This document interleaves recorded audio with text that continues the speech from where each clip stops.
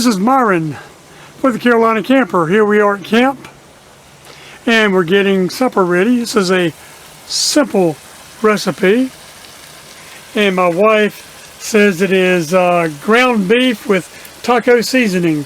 So camp tacos. Like I said, a simple recipe, and when you're going camping it doesn't mean that you have to eat bad food.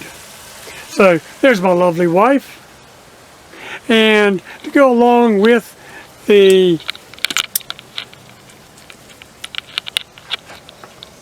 ground beef, of course, to make the tacos, are the tortillas.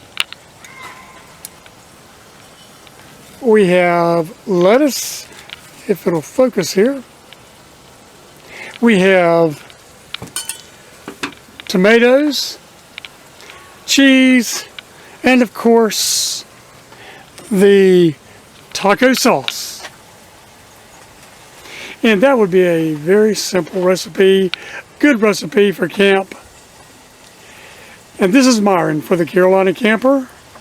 Treat the earth well, love everybody, and be humble.